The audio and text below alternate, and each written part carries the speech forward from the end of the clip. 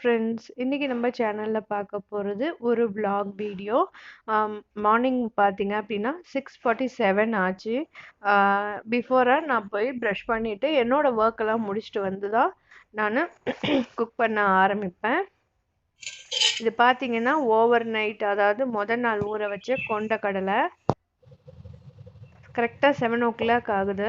நான் 1 hourக்குள்ளே எல்லா வேலையும் முடிக்கணும். சுடுதண்ணி வச்சுருக்கேன். சுடுதண்ணி கொதிக்கும் போதே அதில் கொஞ்சம் தண்ணி எடுத்துக்குவேன். கிட்ஸோட வாட்டர் பாட்டிலுக்கு கொஞ்சமும், ப்ளஸ் வந்து தூங்கி எழுந்திரிச்சோடனே சுடுதண்ணி கொடுப்பேன் டாய்லெட் போகிறதுக்கு முன்னாடி. ஸோ அதுக்காக கொஞ்சம் தண்ணி எடுத்துக்கிறேன். நெக்ஸ்ட்டு தண்ணி கொதிக்க ஆரம்பிக்கும் போது அரிசி போடுறதுக்காக அரிசி எடுத்து வாஷ் பண்ண போகிறேன்.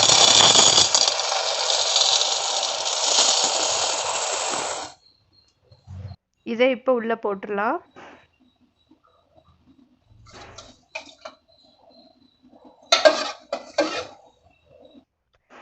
இப்போ கொண்டக்கடலையை நான் குடிக்கிற தண்ணியிலே, நல்ல தண்ணியிலே கொண்டக்கடலையும் கோவக்காவையும் வேக வைக்கிறேன். கோவக்காய் வேக ரொம்ப லேட் ஆகும். ஸோ கொண்டக்கடலை கோவக்காய் ரெண்டுத்தையுமே ஒரே தண்ணியில் வேக வைக்கிறேன்.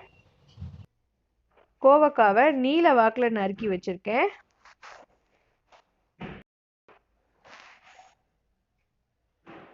இப்போ இது எல்லாத்தையும் சேர்த்துடலாம். இது கூட கொஞ்சமாக உப்பு, ரொம்ப உப்பு போட போகிறதில்ல, ரொம்ப கொஞ்சமாக உப்பு, கொஞ்சோண்டு மஞ்சத்தூள் போட்டு 3 விசில் இல்லை 4 விசில் வேக வைக்கலாம். நான் வந்து இன்னைக்கு 3 விசில் தான் வச்சு வேக வச்சேன்.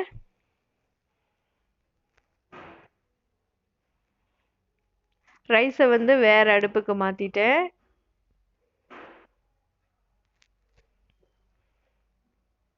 இன்னைக்கு ரொம்பவே சிம்பிளான லஞ்ச் மெனுவும் அப்புறம் கிட்ஸோட ஸ்நாக்கும்.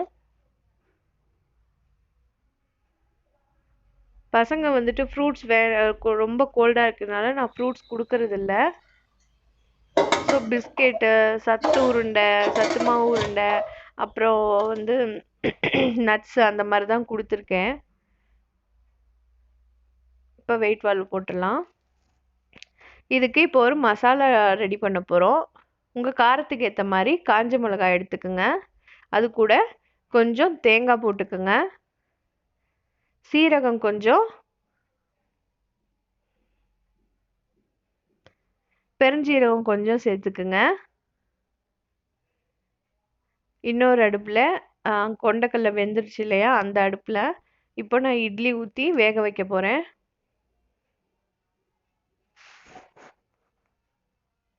மார்னிங் வந்து நீங்கள் ஆஃபீஸ்க்கு கிட்ஸுக்கு கொடுத்து விட்றீங்கன்னா ரொம்ப சிம்பிளான மெனுவே நீங்கள் ட்ரை பண்ணுங்கள். ஈவினிங் வந்தோடனே நல்லா அவங்களுக்கு பிடிச்ச மாதிரியான ஃபுட்டெல்லாம் நம்ம சமைச்சு கொடுத்தா சந்தோஷப்படுவாங்க. இப்போ பாருங்கள், இது நல்லா வெந்துடுச்சு.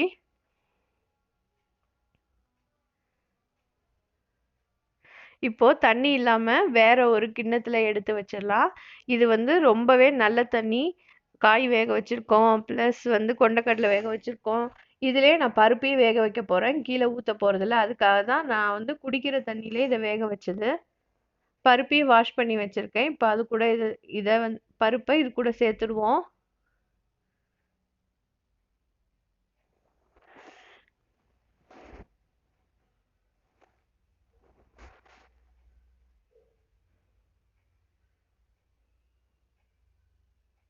நம்ம இப்படியெல்லாம் ட்ரை பண்ணும்போது தண்ணியை வந்து நம்ம கொஞ்சமாக தான் யூஸ் பண்ணுவோம்.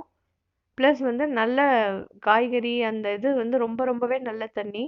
இப்போ இந்த மசாலாவை அரைச்சி நான் எடுத்துகிட்டு வந்துட்டேன். பாருங்கள், தண்ணி ஊற்றாமல் அரைக்கணும். தண்ணி ஊற்றுனீங்கன்னா அது பேஸ்ட் மாதிரி ஆகிடும். தண்ணி ஊற்றாமல் அரைச்சிங்கன்னா தான் அழகாக இருக்கும் பார்க்குறதுக்கு. கொஞ்சமாக எண்ணெய் ஊற்றிக்குங்க. காஞ்ச மிளகாய் கிள்ளி போட்டுக்குங்க. கடுகு, அப்புறம் உளுத்தம்பருப்பு, கடலைப்பருப்பு, அது எல்லாத்தையும் சேர்த்து வேக வச்ச எல்லா மிக்சிங்கையும் போட்டு இதை நம்ம இப்போ ரெடி பண்ணிடலாம்.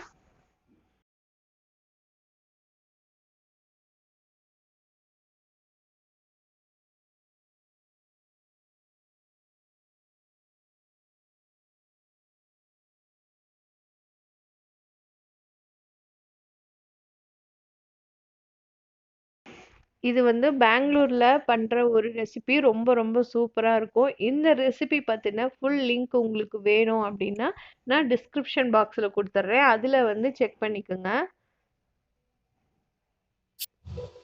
இப்போ 51 ஆயிடுச்சு. குழந்தைங்களுக்கு ஸ்நாக்ஸ் பாக்ஸ் வந்து நான் பேக் பண்ண போறேன்.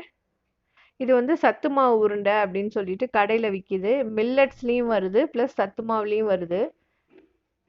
இது ஆளுக்கு ஒண்ணு ஒண்ணு வச்சிருக்கேன்.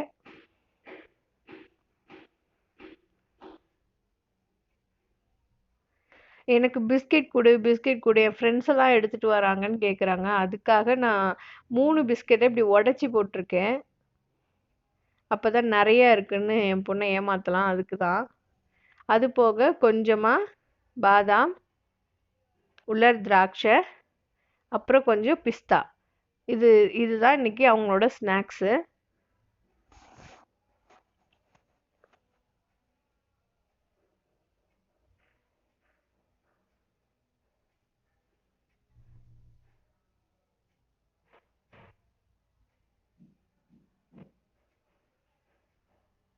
இப்போ பருப்பு நல்லா வெந்துடுச்சு. இதுல நான் சௌசௌ கத்திரிக்காய் போட்டு சாம்பார் வைக்க போறேன். எல்லா காய்கறியும் போட்டுடலாம். வெங்காயம், தக்காளி, பச்சை மிளகாய் எல்லாத்தையும் போட்டுடலாம்.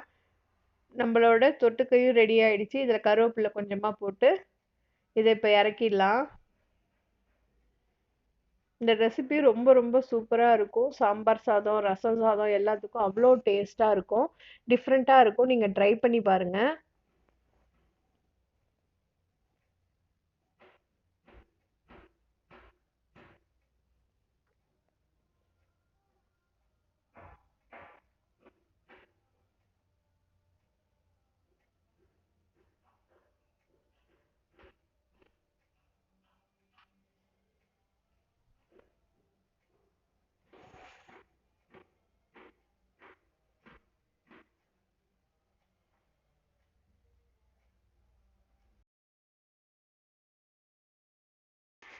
காயெல்லாம் போட்டாச்சு. இப்ப அடுப்ப மாத்தி வச்சுட்டேன். இந்த அடுப்பு கொஞ்சம் ஃபாஸ்ட்டா எரியும் அப்படின்றதுனால இதுல மாத்தி வச்சுட்டேன். இப்ப பாத்தீங்க அப்படின்னா, நான் புளிய கரைச்சு ஊத்திக்கிறேன்.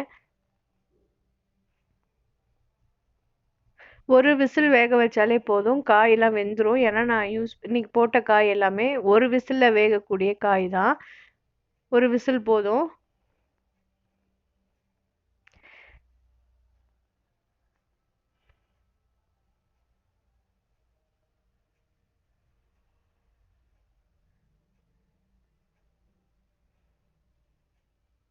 இப்போ லஞ்ச் பாக்ஸ் பேக் பண்ண ஆரம்பிச்சிடலாம். ஃபர்ஸ்ட் கர்ட் ரைஸ் கட்ட போறேன். கொஞ்சமா ரைஸ் எடுத்து போட்டு உப்பு போட்டாச்சு. இதுல இப்போ தயிர் ஊத்தி, பால் ஊத்தி தயிர் சாதம் கிண்ட போறேன்.